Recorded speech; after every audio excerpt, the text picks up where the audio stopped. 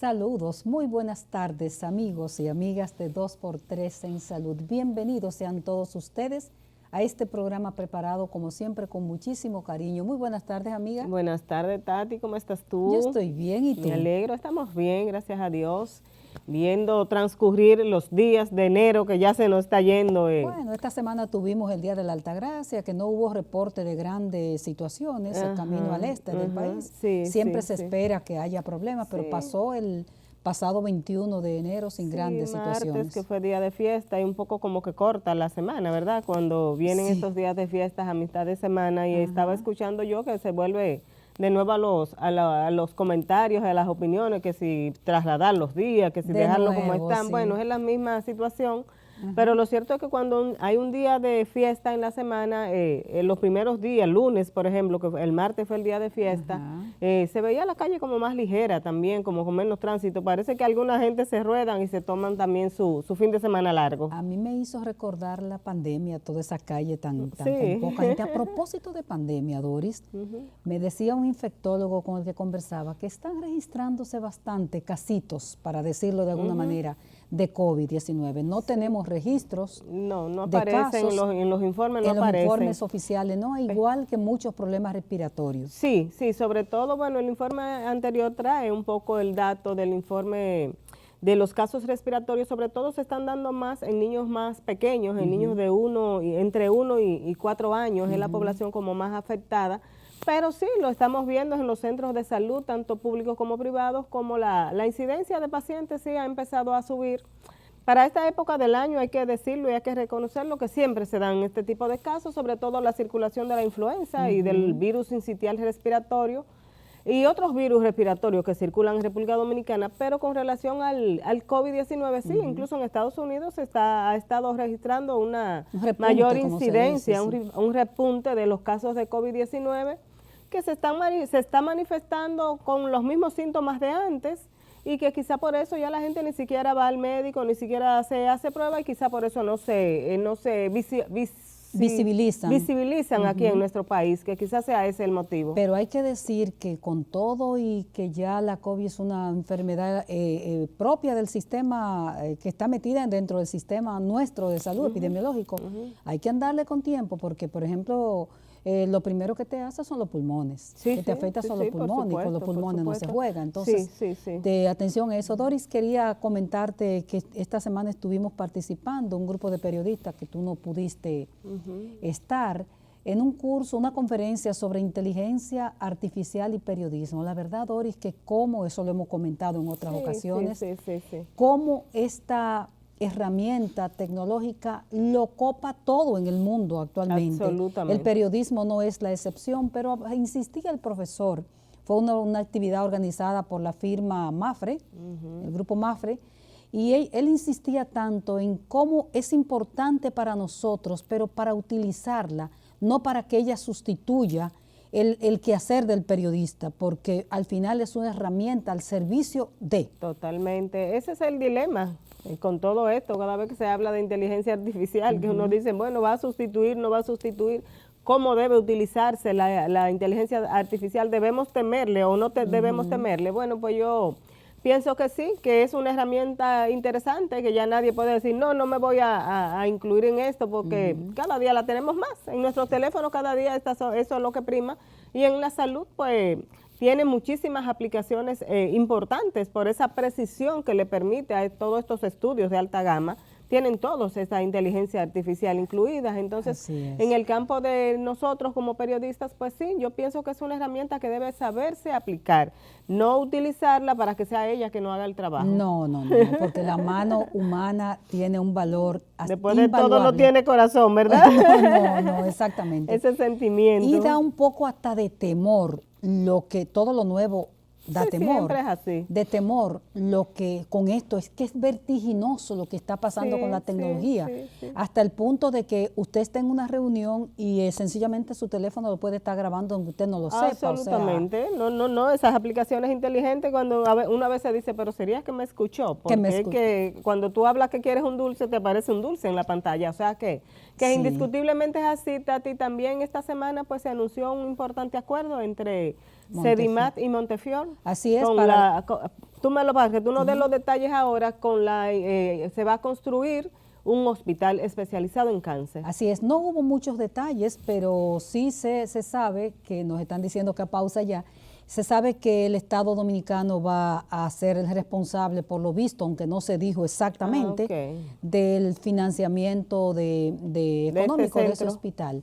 Pienso yo como... ¿Será en los terrenos del Sedimat de la Plaza de la Salud? Parece que sí, porque no se dieron muchos detalles. Perfecto. Pero digo yo, Doris, como periodista al fin, que sería importante también, que qué bueno que se pueda hacer eso, pero qué bueno que el Estado se encargue también de meter dinero y actualizar los siguientes hospitales, como el Instituto del Cáncer. Sí, porque lo ha dicho el doctor, el director del centro muchas veces, es que la demanda es altísima.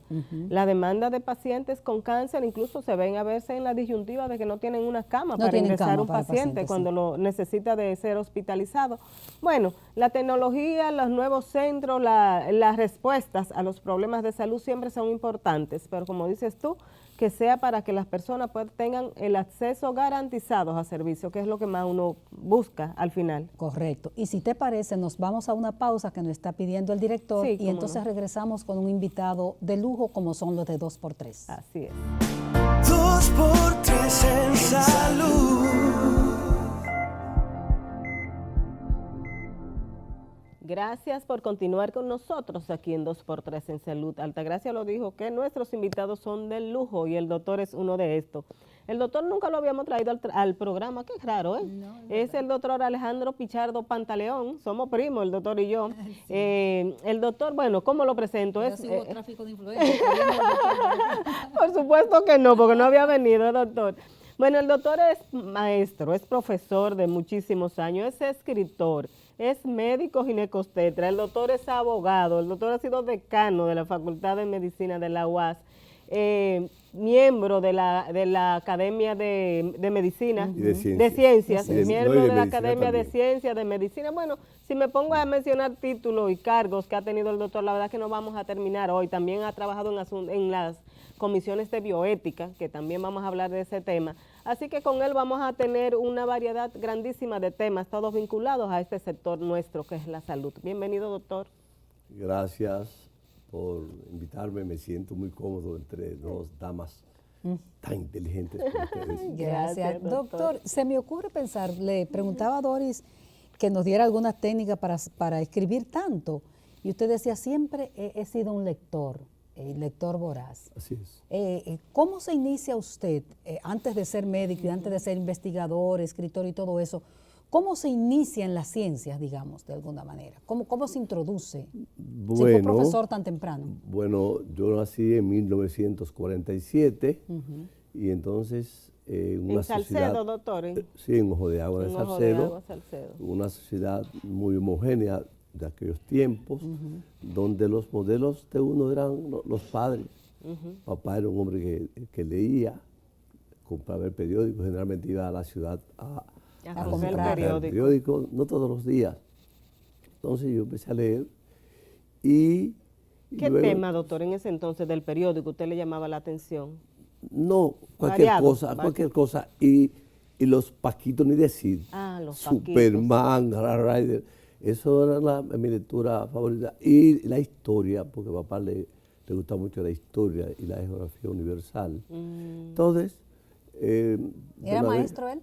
No, mamá sí. Okay. Mamá. Entonces, dijeron, te vas a estudiar. Yo hubiera preferido no estudiar. Lo que les digo es la verdad, no estudiar. Pero mamá dijo, no, usted debe estudiar. Yo pensé estudiar Derecho. Y mamá había tenido una experiencia muy amarga con abogados y dijo, usted no va a estudiar Derecho. y ella arregló todo y me matriculó en Medicina. En Medicina. Bueno, prontamente... En ese entonces tú no tenías esa pasión por la medicina. No, de nada, yo lo confieso. ¿Usted quería estudiar, dedicarse a la vaca, tal vez a Derecho, los conucos? No, yo hubiera preferido estar en el ambiente. Recuerde que en los años primeros de vida, la pubertad, la adolescencia, el mundo es muy chico para uno es el mundo. El adolescente es el mundo y ahí hay que tener cuidado, manejar a uno. yo hubiera preferido darme mi campo, con mi quehacer, ¿no? Con mi tu vida. familia ahí Pero en mamá protección. no aceptó eso, ¿no? Usted va a Recuerda, estudiar. solamente había una universidad. Era la de Santo autónoma. Domingo, llamada entonces. No era autónoma. Ah, Entonces es verdad, después era se hizo, posteriormente se hizo autónoma. Sí. Y entonces dijo, te voy a estudiar, pero señores, yo le voy a decir una cosa, venir en los años 60 a estudiar a Santo Domingo, eso era una cosa, era un destierro prácticamente, porque la comunicación terrestre era muy limitada. Es verdad. Entonces, prontamente Pero yo... mira cómo tu mamá tuvo esa visión, o sea, Absoluta. desprenderse de su hijo Por para eso, prepararlo, claro, Mira mamá cómo, fue lo que mi son las modelo. madres, Todo lo que yo soy, se lo debo a mamá y a la sociedad que yo me alejé. Entonces, pero el año siguiente yo estoy acá, me nombran como el profesor de una escuela. Recuerden que en aquel tiempo un bachiller, el título Sumamente de bachiller preparado, era un bachiller. título importante, porque los conocimientos de bachiller no es que hayan sido tan amplios entonces, era que los conocimientos eran muy limitados. Exactamente, Señores, nadie en tenía los años ese 60 acceso. no había conocimiento. Entonces un bachiller era la excepción entre los Y el pares. gran sueño era ser bachiller. No, era un sueño poco alcanzado. Poco alcanzado, Pero- era como Se una llegaba- carrera Pero universitaria. automáticamente tú conseguías ser bachiller, ya las puertas para ser docente y muchísimas cosas más se te abrían a ti. Y así, entonces yo accedo a dar clase y luego entonces gané una monitoría, En la UAS. porque esa es la UAS. Eso que la UAS está metida en el corazón del pueblo dominicano. Sí, Porque vean sí, ustedes, sí. vengo del campo, me dan una matrícula, me pongo a estudiar, entonces accedo a una docencia como monitor y de ahí yo de 38 años en la UAS y llegué a ser vicerrector docente. ¿Dando clase de qué materia? Bueno, como yo después estudié Derecho también, entonces yo daba ginecobstetricia, yo soy ginecobstetra, ginecobstetricia, medicina forense y bioética. Sí, eso estaba Yo viendo, que soy- también forense. Tres Yo soy- asignaturas, ¿cuál de las tres más Sí, importantes? yo soy... De las tres, para mí, la más importante es la bioética. La bioética. La bioética, que de eso Pues, vamos a hablar un sí, poquito, doctor. porque en una sociedad de tanta tecnología, tan heterogénea, Correcto. es necesario... Sobre todo ahora, en llevar- estos tiempos. Estaba hablando, Altagracia, de la inteligencia artificial y cómo Ya, todo esto ha le venido a escuché, le arroparlo. escuché. Eh, Hay temor, ujú. pero creo que la sociedad llega a acuerdos Sí. y se reajusta. Doctor, con usted nosotros podríamos hacer mucho tiempo de programa por su vasto campo de conocimientos, pero a mí me llamó la atención, como lo comentaba con Doria ahorita, la historia de la enfermedad, que está estrechamente vinculada a lo que es la medicina, a mi juicio, a lo que es la medicina, el ejercicio médico en sí. ¿Cuál es la historia? ¿Desde cuándo existen registros en el mundo de la enfermedad como tal? Si uno se va a la Biblia, entonces escucha hablar de lepra, de ¿cómo se llama? Bueno, la historia de la enfermedad me parece a mí que está vinculada ahí, pero usted es la persona ideal para hablar. Mire, el género humano, como tal, o el género, no tiene más que un par de millones de años. Y la enfermedad, como una condición que afecta a la vida, no estoy hablando Eso es la necesariamente de enfermedad. vida animal, sino cualquier vida vegetal, existió mucho antes. De los humanos, del ser Claro humano. que sí, porque por ejemplo, la especie humana nuestra, que es el Homo sapiens, es un asunto de 40, 50, 60 mil años. Y mucho antes de eso ya había enfermedad. Pero ¿y a quién afectaba? O al ser vivo, Al ser vivo. al ser vivo. Ahora, cuando empieza la medicina es otra cosa. Ok. O sea, la enfermedad es La- muchísimos años antes. La medicina inicia cuando el ser humano se da cuenta que hay una condición que altera su condición Que algo y que, está pasando. y que esa alteración le produce molestia, daño, ofensa y la vida. Y ahí entonces que él dice, bueno, yo tengo que prepararme para luchar contra esa situación. Y como no tenía conocimiento y había que imaginarse lo que era 60.000 años atrás, cuando venía un trueno o un relámpago, Bueno, eso es una amenaza por encima de lo mío, eso la es furia, divino. la Y furia ahí de los es dioses. la furia, De los dioses. que no es más que la furia de la naturaleza. Correcto. O no ni siquiera furia de la naturaleza, una manifestación, Una porque manifestación. el trueno, el viento, la lluvia son manifestaciones necesarias de la naturaleza. Y naturales. Y natural. Pero ¿qué sucede? El ser humano dice, bueno, él no conoce, no tiene ¿Cuáles serían esas conocimiento. primeras enfermedades, doctor, que empezó a llamarle la atención al ser humano? O sea, ¿qué sería lo primero que surgió? Bueno, las hambrunas, todo lo que es la falta de comida, por eso que entonces era muy sedentario, era, perdón, muy nómada. Andaba en patrulla, ¿no? En banda, literalmente en banda, Eran grupos, sí. grupos en banda Como con manadas, una como- autoridad carismática para luchar entre sí inclusive y contra otros grupos. Entonces, y los accidentes. Los accidentes. Sí, los accidentes, porque una lucha contra el mamut o antes cualquier sí, otro sí, esos animal animales, de eso. prehistórico, entonces lo dañaba en esa lucha por espacio y por alimento. Entonces, ¿qué es lo que hace él? Dice, bueno, O sea, que esos traumas vienen desde antes, los Claro, problemas claro. traumatológicos. entonces ahí es que dice, alguien debe Organizar a esta cosa. resolver eso. ¿Y cómo lo resolver? Bueno, si estas son cosas divinas, espíritu, entonces vamos a preparar a alguien con capacidad de luchar contra eso divino. Y por eso es que la medicina inicia con el hechicero, El brujo, el hechicero, doctor. el, Vamos, el cromañón, que yo Ajá. menciono en mi Sí, libro de historia de la exactamente. medicina. Vamos a dejarlo ahí un momentito, doctor, porque está súper interesante. Vamos a una brevísima pausa y regresamos de inmediato. 2 por 3 en salud.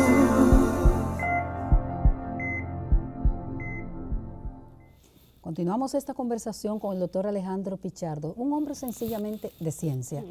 Y hablábamos, doctor, de la historia de la enfermedad, estaba usted hablando, y de cómo quien va a intervenir en enfermedad está vinculado a espiritualidad y hasta religión, si se le puede Sí, decir. claro, sí, Vamos sí, a ver, sí. sigamos con esa. Bueno, entonces, de ahí es que en la sociedad no se selecciona, sino aparece el carismático, el habilidoso, ¿no?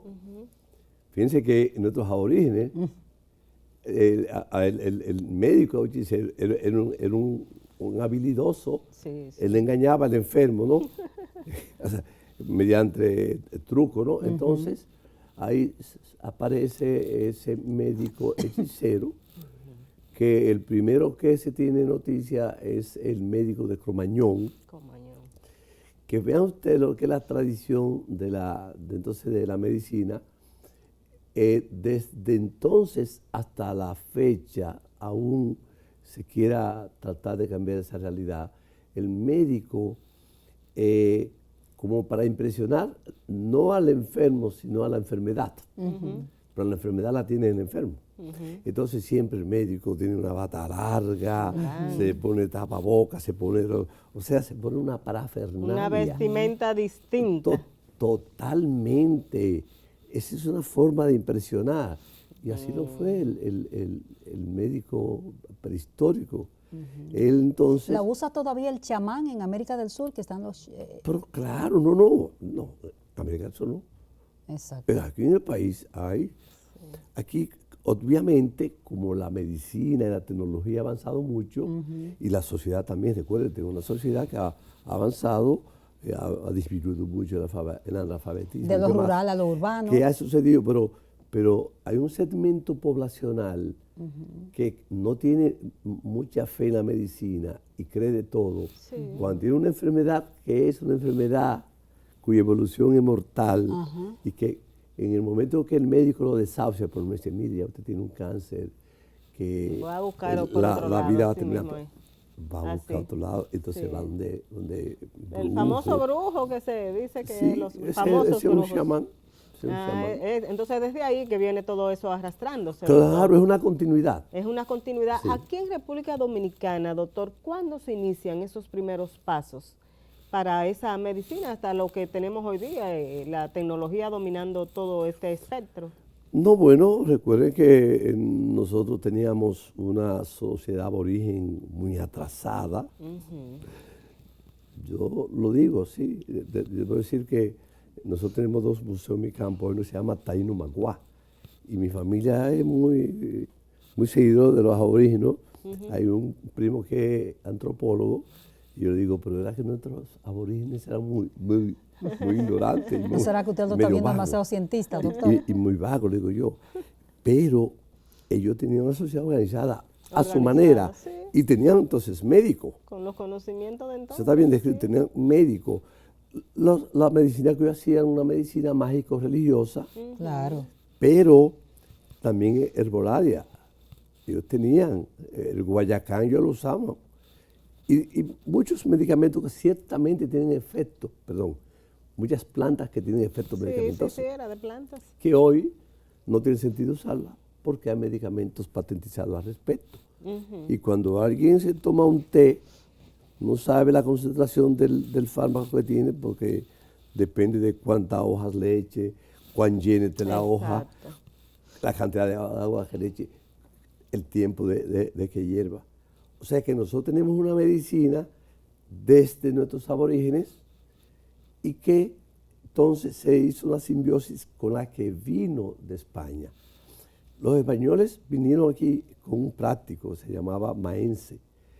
Fue en el segundo viaje de Colón que vino un médico llamado Diego Álvarez Chanca, que era también medio sabio, ¿no? Y se trajo medicina, pero prontamente el país no tuvo, más que el país, la colonia no tuvo médico porque la colonia se manifestó muy pobre, perdió interés por los conquistadores, no había médico y siguió entonces la medicina siendo una medicina hecha por empírico, ¿no? Aquí no, mira, aquí faltaba médicos agudamente, hasta el siglo XX. Porque recuerda que la Universidad Autónoma de Santo Domingo hoy, aunque se fundó en 1578, 100 años después, había una escuela de medicina, pero no había casi estudiantes. Porque aprovecho para decir, la medicina, desde el punto de vista científico, desde el punto de vista universitario, no tiene importancia. ¿Por qué no tiene importancia? Porque tenía desventaja para competir con los brujos. Doctor, yo nací también en el campo y yo recuerdo... Yo nací con comadronas. Sí, exacto. Y yo recuerdo de que andaban los sacadientes, sacamuela era que se llamaban. Los dentistas. Sacamuela, eran sacamuela, iban por los campos y le sacaban la muela a la gente y le dolía, o sea, se hizo un daño Pero enorme. vos haces un cuento. Usted sabe que la tuberculosis, que es una enfermedad también antigua. Antigua, sí, cierto. Bueno, no había tratamiento hasta el siglo XIX, siglo XX, prácticamente a finales del siglo XIX. La gente moría a principios del siglo que tenía XX. tuberculosis, con lo que se enfermaba, como Salomé Ureña, el propio Bosch, se iban a ir a la parte alta para respirar. aire. Para aire respirar puro. aire puro. Y dice Bosch que llevaba una vez un vecino diciendo, mire, a un muchacho que no duerme con dolor de muela, venga por la quita, porque él se veía como un hombre culto. Dice Bosch que se asustó, pero manifestó fortaleza para no llevar terror A la comunidad. y trajo la pieza. Y el trajo la pieza era así. Entonces, la medicina en el país es una medicina que tiene esa larga historia y que hasta los años 70 el grueso de la medicina dominicana no lo hacían médicos. El otro grueso de la medicina dominicana la hacían médicos generales, o sea, con el título de la universidad. Claro que sí. Y un margen pequeñito, un segmento pequeñito, eran médicos que siendo médicos generales, se dedicaban a la medicina. Y más chiquito, más poquito todavía, médicos especialistas. Doctor, y los pocos médicos que había, yo recuerdo en San Francisco, en la clínica del doctor Rojas, que ese señor iba vestido de blanco todo el tiempo, usted hablando de los Y símbolos. calzado. Calzado blanco, él y su esposa, los dos vestidos de blanco para la iglesia. A mí esa imagen nunca se me O sea, olvida. que de la- no era en el ejercicio, No, sino no, que todo el siempre tiempo vestía por La de otra blanco. clínica, la de Ovalle. La doctor Doctor Valle, Ovalle, también San sí, Francisco, sí, sí. Doctor, ¿y cómo evolucionó? Usted dice que hasta los años 70 eran muy pocos los médicos y muy pocos los especialistas, pero veo que aquí también en su libro, sobre este libro, después vamos a hablar de su más reciente, Bosquejo Histórico de la Medicina, usted nos habla aquí de la formación médica profesional, de la capacitación médica, del posgrado en medicina. Cuéntenos cuáles fueron esas primeras especialidades que surgieron y cómo surgen y cómo ha ido evolucionando esto hasta hoy, así muy brevemente. Abundando, doctor, la pregunta de Dori. Por ejemplo, en la especialidad suya, ginecostetra, había parteros. ¿Cómo se pasa del partero al Exactamente. ginecólogo? Miren, Comadronas, sí, las comadronas. comadronas.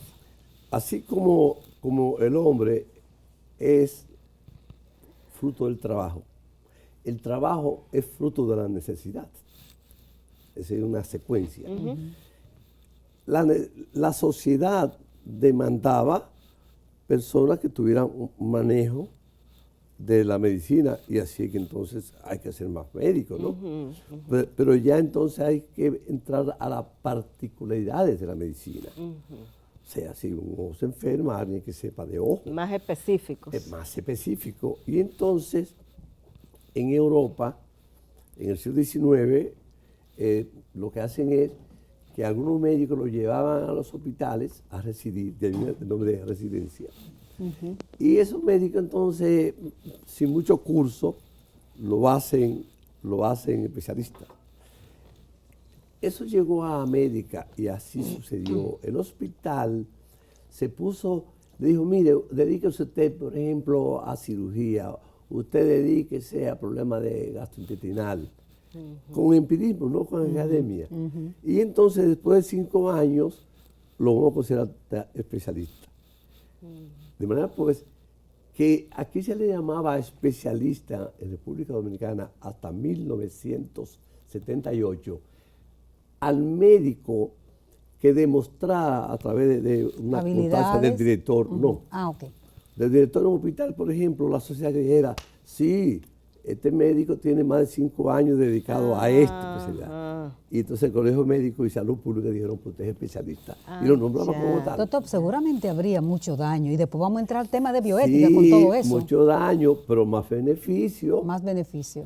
Pero un caso en Cotuí, que hacía cirugía, cuando iba a la persona con una apendicitis y él lo abría, sobrevivían más de lo que morían por las no asistencias. Pero no trabajaba mucho la parte clínica porque no había métodos diagnósticos suficientes. Claro, mire, oiga, aquí la medicina, el diagnóstico se hacía por la historia clínica. La historia clínica y tocando al paciente. Sí, no, con los 5 sentidos. Con los 5 sentidos. Dori, nos están Ahora, pidiendo, a finales del doctor, siglo XIX se agregó una tecnología al diagnóstico. ¿Cuál fue? Rayos X. los rayos X. Vámonos A principios del siglo XX, otra tecnología, laboratorio. Pero eran tres, orina, sangre y materia fecal. Doctor, vamos a otra breve pausa y regresamos un momentito para que sigamos con este tema tan interesante. Regresamos en un momento. 2 por 3 en salud.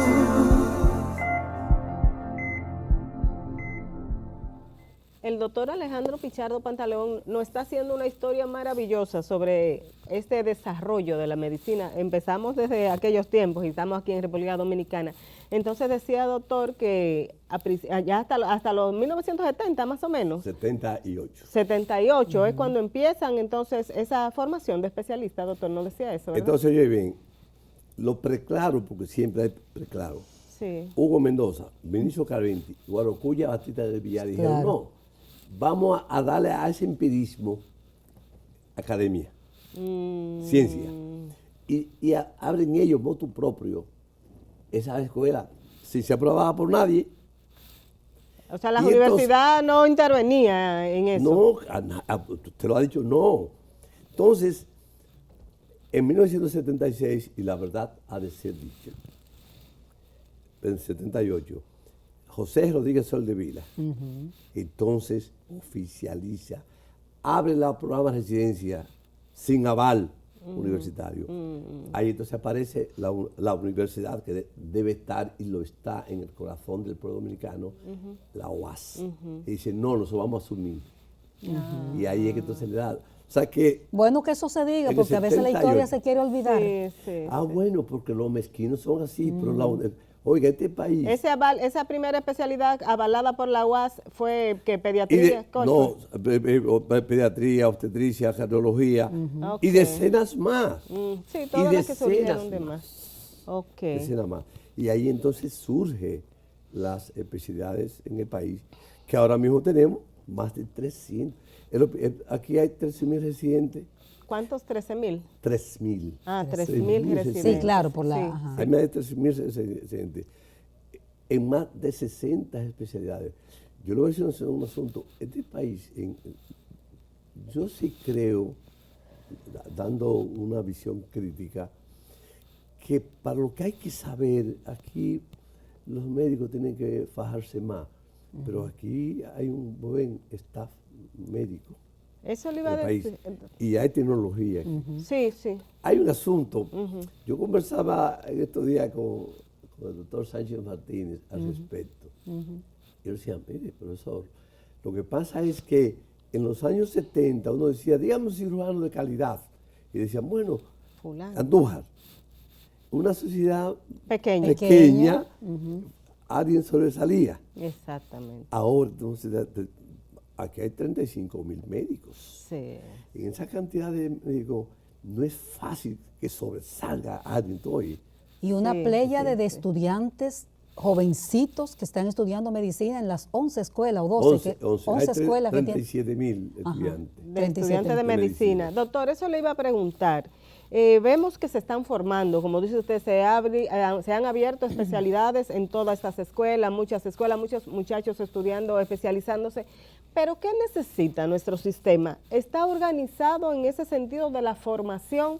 Porque ¿qué es lo que hemos visto siempre? La mayoría se van o a ginecobstetricia o se van a pediatría, pero hay otras especialidades que han estado surgiendo y que se necesita, y que quizá hay una brecha que el país no la ha podido llenar. ¿Qué es lo que hay que hacer en ese sentido? Sobre ese particular, siendo yo vicedirector docente de la UAS, yo propuse hacer un estudio, un observatorio nacional de profesionales. Perfecto. Para ver cuántos somos, dónde están, qué hacen, dónde se necesitan. En democracia, eso es lo bueno de democracia, la gente hace lo que quiera.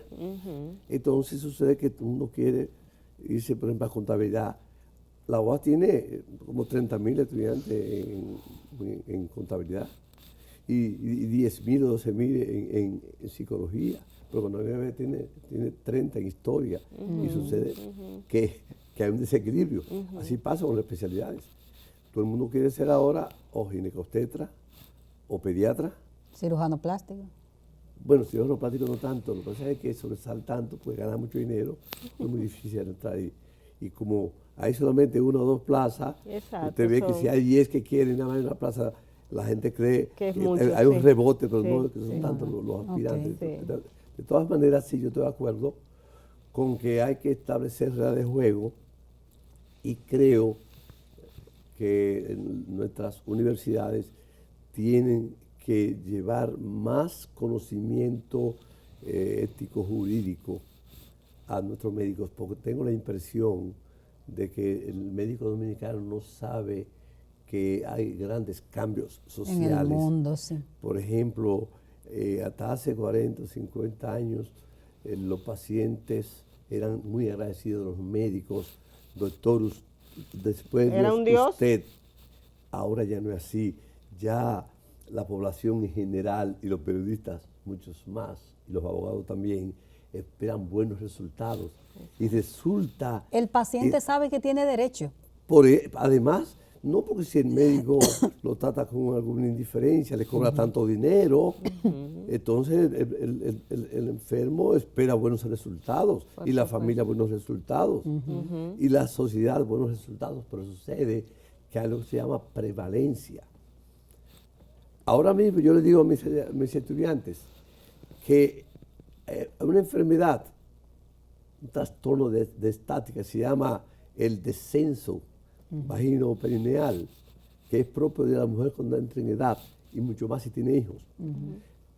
Esa intervención no se realizaba, ese trastorno no se corregía hasta los años 50 y 60, de manera porque no moría nadie, porque la evolución natural de ese trastorno no quita la vida, pero lo que puede quitar la vida es una cirugía, porque puede haber un accidente anestésico, puede haber, en fin. Claro. Y, o sea, que hoy hay más mortalidad por esos trastornos que 100 años atrás. Claro. ¿Pero por qué? 100 años atrás no Porque se hay hacía. intervención. Porque hay intervención. De manera, pues, que hay que llevarle más información a nuestros estudiantes de medicina y residentes para que también no olviden que al margen de la tecnología está el ser humano y que esa relación que debe existir entre el ser humano enfermo que necesita y el ser humano que va a prestar atención debe ser más considerada, más respetuosa, más de tolerancia y entonces más humana. Eso se llama en bioética la humanización. La humanización. Y a propósito, doctor, parece que vamos a tener que entrar a ese tema que a usted le apasiona y que le ha hecho mención en más de 3 veces. Pero antes de pasar a la bioética, yo quería que el doctor me redefiniera un poquito eso que él decía de que se debe evaluar, o sea, él utilizaba una palabra que ahora no recuerdo, en las carreras, o sea, las especialidades. Sí. O sea, para quizá que se estudie más las que más necesita el país, ¿sería algo así? Mira, por ejemplo, en la UAS, desde los años 70, obviamente yo entré en el 65 en la UAS, no había orientación profesional. Lo que están haciendo las universidades ahora es que al estudiante que se va a matricular lo orientan. Le dicen, mire, esas son las opciones profesionales. Pero eso no se impone. Exacto. El estudiante puede decir, bueno, yo salgo ahí, que no tengo orientación para ser abogado, yo que sea abogado. Exacto. Y la universidad le da tiene que acogerlo, exactamente. Llegará un momento que eso no debería ser así, porque en un momento dado entonces vamos a tener un mercado profesional saturado y esta muchacha después que se va a la universidad y ahora hace posgrado, porque nadie puede acceder ahora a una posición si no tiene posgrado, entonces se quedará desempleado y eso ciertamente es frustrante. Debe ser en base al mercado. Debe ser del mercado, de manera pues que el país tiene que hacer un estudio, un observatorio nacional de profesionales, que es lo que yo decía, dónde están estos profesionales, qué formación tienen, dónde están, qué Creo que el ministerio comenzó un proceso de ese tipo. Una encuesta en recursos humanos. Una encuesta en recursos humanos y salud específicamente. Es mucho, da mucho. Pero tendrá que después venir una fórmula, un procedimiento para aplicar eso y que los profesionales no estén después varados sin encontrar qué hacer en el mercado de labores. Ok, doctor, hablábamos, la pregunta que le había formulado anterior a esta intervención de Doris, sobre este tema de la bioética. Yo lo quiero relacionar a varios temas para que veamos cómo en el último segmento y en lo que nos resta de este lo tratamos. Pensaba en esa medicina rudimentaria, empírica, y uno pensaba en la bioética aplicada en esos tiempos, era impensable, yo me imagino, aunque está el criterio de no hacer mal. Sí, ese es el juramento hipocrático. El juramento hipocrático. Pero ahora vengo a esta sociedad, como decíamos Dori y yo en la introducción, llena de tecnología, inteligencia artificial. ¿Cómo encaja y cómo introducir los criterios bioéticos para no dañar? Porque seguramente que todavía con tanta tecnología puede usarse a las personas como conejilla de India. Sí, mire, hasta el siglo V antes de Cristo, el médico no tenía control ético, solamente jurídico, porque Hammurabi, 1000 años antes, había votado la ley de Talión, diente por diente. O sea, si un médico hacía algo mal, podía se lo llevaban. Doctor, el desarrollo de ese aspecto va después de estos mensajes comerciales. Regresamos para desarrollar en lo que podamos, porque nos queda poco tiempo, el tema de la bioética que es tan importante. Regresamos ahora con el doctor. Tus por tres en salud.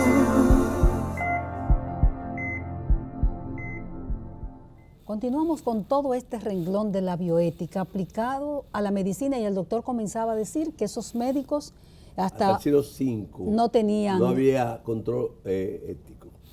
Entonces, Hipócrates es que se da cuenta que en Grecia había un desorden porque el médico, desde el punto de vista relación sexual, desde el punto de vista trato a los esclavos, se portaba más o menos como la población general. Y él ahí entonces votó el juramento hipocrático, que no lo escribió él, se escribió 800 años después. Oiga, eso. Pero él lo oralizó. Esa fue a partir de lo que él Sí, claro, a formulaba. partir de, sí. Entonces, en la Escuela de Medicina de Alejandría, en el siglo III de esta era. Entonces, el juramento hipocrático, que debo decir, hasta 50 años atrás, era el segundo documento más leído del universo, después de la Biblia. El juramento hipocrático, sí. Entonces, ¿pero qué pasa? El juramento hipocrático era bien aplicable a una sociedad aldeana, al villorrio, en la cual los habitantes son todos parecidos, son familiares. Miren, señores, yo no soy con comadrona, pero yo me fracturé, a mí sí me fracturó esa muñeca izquierda. Mamá me llevó donde el médico, Roberto González Chía, de Salcedo, eran compadres, oigan ustedes, pero yo descubrí en 1987 que no era médico. Él era boticario de 1918 de la universidad, porque era el boticario, la farmacia, era una profesión importantísima. Sí, claro, claro. Y entonces Trujillo lo autorizó a que fuera médico. Doctor, ¿y cómo resolvió su muñeca? Él hizo lo que pudo, pero después de Willy Suero, el hermano de Waldo Suero, porque no lo resolvió definitivamente, ¿no? Eso no me quedó bien. Entonces, esa medicina tan empírica de Ana, usted aplicaba el comportamiento ético-moral y se resolvía. Ya yo le dije a ustedes, solamente tecnología ligada a diagnóstico estaba la el rayos radiografía X. y el rayo X. Es rayo X. Más nada. Y la historia aquí. No, más radiografía nada. y laboratorio. Y laboratorio, ¿Esos decía dos? usted. Sí. Sí, esos ¿No? dos. Y entonces sucede, pero ¿qué pasa? Cuando a partir de los años 50 y 60 y 70 viene esta caterva de procedimiento tecnológico, ya la medicina pasa a ser una medicina prácticamente empírica a una medicina de evidencias. Basada en evidencia. Usted no puede ahora decirle al enfermo, no, eso es una fractura. No, señor, mándese el rayo X. Y por eso tantos estudios médicos Por que se hacen, que la gente dice, caramba, todo es un estudio. Usted no puede decir, no, te va está esa uña enferma. Ven mañana. No, manda a hacer estudios de laboratorio. ¿De acuerdo? Sí. Mandarse, oye, no solamente glicemia, prueba de coagulación, sino una batería. De estudios, porque sí, la sí. medicina hoy es basada en evidencia. Okay. Ante ese cuadro real, entonces un señor llamado Van Rensselaer Porter, bioquímico, pero estaba trabajando en una unidad de pediatría, de oncología en Estados Unidos, en los años 40 y 50, él ve que la medicina ya está arropando y de buena primera los familiares decían, pero bueno, ¿y qué le está haciendo mi hijo? Bueno, porque el médico decidía a motu propio. Sí. Oigan, el juramento hipocrático mantenía de que al enfermo no se le decía nada. Entonces la medicina era, miren, rápida y de mudo. ¿Ustedes no sabían eso? ¿Por qué los médicos escribían tan mal? ¿Por qué era, Doris? ¿Sabes por qué? Para que no lo entendieran entendieran. lo que escribía. Para que el Era enfermo casi se diera cuenta. sinónimo El de ser médico médico. era el que escribir. tomaba las decisiones y no se cuestionaba Claro, eso. porque era una medicina muy asimétrica. El enfermo era el pasivo, el médico es el buen padre de Todavía hay familia. algunos médicos, El- doctor, que no le gusta que le pregunten mucho. Todavía, porque están atrasados. Eso es lo que yo te digo, que hay que llevar más educación para que los médicos sepan que estamos en otros tiempos. Exacto. Y entonces, consecuentemente, Porter dice, concho, y ahí es que él ve, pero ¿cómo que me lo operaron? Pues no me dijeron. A veces moría el niño. Claro, María. claro. Y no me lo dijeron, ¿cómo es posible? Él veía Porque eso. ahora eso solamente se hace en una condición, se llama privilegio terapéutico. Si 911 lleva a una persona arrollada por un carro y tiene una hemorragia interna, está muriendo, no se sabe quién es, el médico asume. Si no, pues, Ahí que no hay muera. que esperar consentimiento No, informado. no, entonces dice yo asumo. Y eso se llama privilegio terapéutico. Entonces, Porter escribió un libro que se llama Bioética, Puente al Futuro, ¿En qué año? 1971. 71. Salió, lo escribió en el 70, 71, entonces sí murió. Y entonces ahí es que ya dice, no, antes era, como usted dijo, no ser, o sea, primero no hacer, ser primo, no ser, primero no hacer daño y ser benevolente. Ahora usted no puede hacer nada si no tiene consentimiento. Correcto. Porque al enfermo le asiste. es propio su autonomía.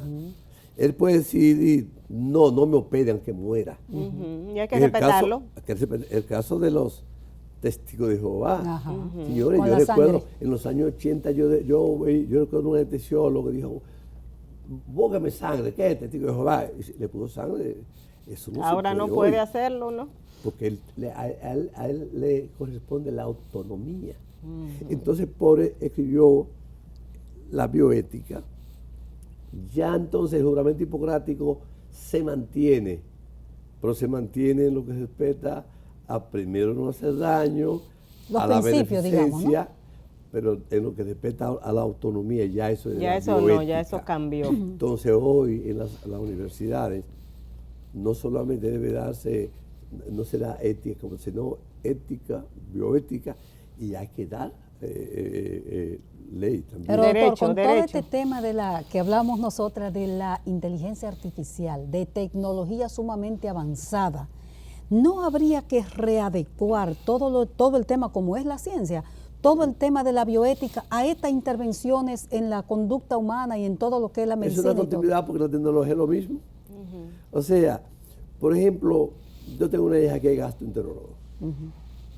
Hace varios años que lo es. Yo le dije, mi hija, mira, ya tú sabes, le hice el formulario de consentimiento De informado. consentimiento informado. Nadie que vaya a tu oficina a hacerte una endoscopia, porque ¿cuántos años hace que se hace endoscopia? Papá murió por cirrosis y nunca se le hizo nada de esas cosas, porque no había. No había. Eso Exacto. de los últimos 30, 35 años, que es una rutina. Igual que colonoscopía. Igual que por ejemplo, son procedimientos muy seguros, pero no tan exentos a De un cualquier accidente, el enfermo tiene que saberlo y tiene que firmar y autorizarlo. autorizar a ¿De acuerdo? hacérselo. Eso es lo propio con la inteligencia artificial. Generalmente, Que le voy a decir, si usted hace un observatorio del discurrir de los avances tecnológicos, desde el escarpelo, que surgió como tal en la antigüedad, hasta los tiempos hoy con el bisturí electrónico, en esa continuidad ha habido una readaptación. ¿De acuerdo? Yo recuerdo que en el 92 yo fui a una conferencia sobre cirugía laparoscópica y fue un alumno mío, presidente, y me dijo, bueno, doctor, yo no sé, pero si esto sigue así, los médicos... Los mismos temores de siempre. Los médicos, vamos a estar fuera, digo, no, el médico es insustituible. Así es. Y mismo yo le es. dije, yo me atreví a decirle, mira, tal vez en 100 años en Dajabón hay un laparoscopio. Yo no dudo que haya un laparoscopio en Dajabón. No creo que haya, no. Porque económicamente, ¿cuánto vale un laparoscopio? ¿Puede un médico irse a Dajabón con un laparoscopio? Pero hasta hace poco había una económicamente? lucha para poder operar a la gente con los ojos y la paroscopía. ¿Te acuerdas, Doris? Para que la seguridad social lo aceptara. Claro que lo Eso acepte. es aquí, en la grande urbe que hay, ¿no? Exacto. Señor, nosotros somos un país todavía, y eso es lamentable, y ahí sí hay que el Estado es que tiene que decidir eso, donde en pueblos como Elías Piña, ¿no verá que usted va a conseguir un fin de semana un especialista? No. Eso va un día a la semana, quizá un especialista regresa y Pero así. y las personas ya que necesitan especialistas. Necesitan, Entonces, por supuesto. Esos son aspectos pendientes a resolver. Perfecto, doctor. No quiero que se nos termine el tiempo si usted no hable de su último libro, Sobrevivir para Más contarlo, que mi testimonio último, novela. mi más reciente. Su más, Más sí, reciente. su más reciente, porque usted va a seguir escribiendo, por supuesto que sí. Cuéntenos de qué se trata. Mire, como sabe la población y ustedes, el 10 de enero de 1960, Minerva Mirabal y Manolo Tavares se fueron al fin del mundo, en unos montes, en una finca de arroz, de Mao, y fundaron el 14 de junio, que ya existía como intención todo el país desde enero del año anterior, pero ciertamente nació como tal, ya con El nombre y todo. 1J4. Exacto, entonces la célula de mi campo, Ojo de Agua, Salcedo, fue importante, tenía 8 miembros, dentro de ella 2 de las 7 mujeres que cayeron presas en ese movimiento. Entonces nosotros preparamos con mucha antelación 3 actividades, 4 con la de Manuel Tejada, porque coincidió que Manuel Tejada Florentino, el gran Manuel Tejada, el primer cardiólogo que vino de México al país, Fue él. cayó preso el 19 de enero. Vi la reseña en estos días de esa actividad. Sí, entonces, entonces yo dije, voy a escribir un libro. Este es una novela histórica. Perfecto. Como novela tiene ficción, para hacer una prosa agradable al lector, pero es historia. O sea, yo no puedo decir que a Trujillo no lo mataron el 30 de mayo de Exactamente, 61, conservas ¿sí? esos Entonces, datos. Una forma de luchar contra contra el olvido, porque sucede que en una sociedad como la que estamos viviendo hoy, Tan una rápida. Oye, una vida muy activa, muy dinámica, muy rápida. Doctor, nosotros se nos ha ido el tiempo. Yo lo que quisiera es que, préstame Dori la novela, que usted nos dijera dónde está disponible y que nos diga dónde está disponible para quien le interese comprarla. Vamos a ver, la tomamos de nuevo. Sí, Aquí está. como esa novela salió en el domingo pasado, ¿no? Va a estar en el economato de la UAS. y en Centro Cuesta del Libro. Bueno, doctor, mire, con usted, con su currículum y lo poco que cité de él, yo sabía que una hora no iba a alcanzar para hablar de tantos temas interesantes que tiene el sistema de salud y de educación de nuestro país. Así que el compromiso es volverlo a traer otro día para que sigamos hablando estos temas con un poquito más de soltura. A usted muchísimas gracias, doctor, por sacar tiempo para venir a acompañarnos, y a ustedes muchísimas gracias por siempre sintonizarnos aquí a esta hora. Si no nos puede ver por el canal de televisión, pues recuerde que tenemos nuestro canal de YouTube 2x3 en Salud. Ahí todo el contenido que nosotros hacemos cada semana. Gracias por su compañía de siempre y será hasta la próxima semana.